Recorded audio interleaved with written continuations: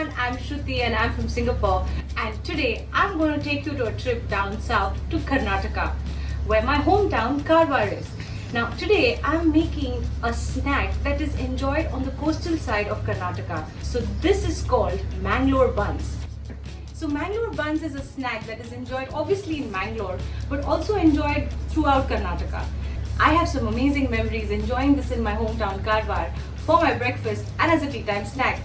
These are also called banana buns, banana puris. So let's get frying. For the Mangalore buns, you need an overripe banana, 2 tablespoons of yogurt, sour yogurt. You need half a teaspoon of salt, 3 to 4 tablespoons of sugar as per taste,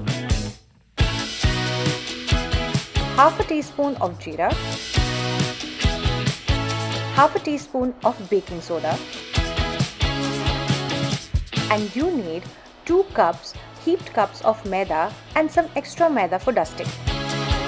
So let's start by peeling the banana. The banana is supposed to be overripe for this recipe. So make sure that you mash this banana along with the sugar. It makes it very easy to mash. You can even grind this in a mixer grinder if you please so, but traditionally this is done by hand. So I'm going to mash the banana with the sugar to a smooth puree. Make sure you mash this really well.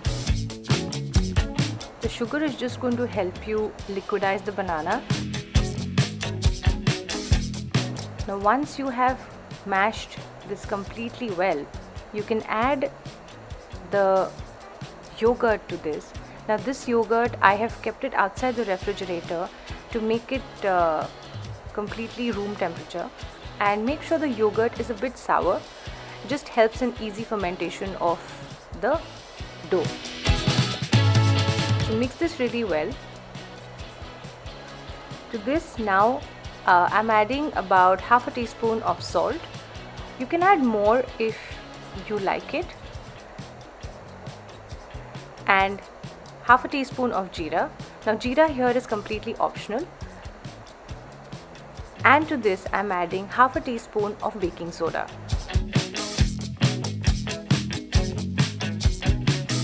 Mix this really well, and once this is fully combined, I'm going to start adding the maida to this. I'm adding a bit of salt. Do give this a taste. If you feel you need a little more salt, you can totally add more. I'm adding here a cup of maida first and mixing this really well. Once you combine the cup of maida, I will start slowly adding the second cup after this. Now I will add the second cup of maida, but do this slowly, because if you put the second cup all together, it might just become a very stiff dough, which you don't want. Now this recipe is all about permutation and combination, because it depends on what variety of bananas you're using for the recipe. So I'm almost finishing my second cup now, and my dough seems to be coming together. Make sure you're combining the maida really well, as in how you're adding it to this mixture. So I have used here 2 full cups of maida, heaped cups of maida. So knead this really well. It is going to be a little sticky. Now I'm going to be adding a tablespoon of ghee to get the dough together. The ghee will just help the dough come together and not stick to your hand or the vessel. So now you can see the dough is looking nice and stiff. It's a soft dough. It's supposed to be a soft dough, and this is going to be fermenting overnight. So once the dough comes together, just cover it and keep it in a warm place overnight. So last night I made the dough of the banana buns as I showed you, and I left it to ferment overnight, and now this is how it's expanded, and it has fermented really well. So now I need to knead this a little bit and make thick puris and deep fry them. Let's get to cooking this. So I'm just adding a bit of maida to this just to make it a little more pliable. Now the amount of maida that goes into this atta is all trial and error, because I really can't tell you the measurement of how much maida goes into this. As long as the atta is coming together, you keep on adding maida to the mixture of banana, and remember not to add any water in this. So I'm just adding maida so that it just becomes easier to handle, and I'm just kneading it lightly. You can also make this with atta, and you can even do half maida and half atta, but the original recipe is made of maida. So that's this recipe right now. So now let me start taking a small ball.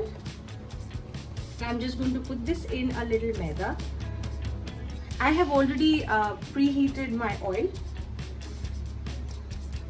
I'm just going to lightly coat this, and I'm going to just make a thick puri out of this. Just make sure you're dusting out all the flour before you put it in the oil. So this is how thick the puri is supposed to be. So do not make it very thin. And now I'm just going to slip it in hot oil. And just wait for it to pop up. And that's how it pops up. Just keep pouring a bit of oil gently and turn it around. And at this point, just lower your flame so that it cooks evenly and does not burn.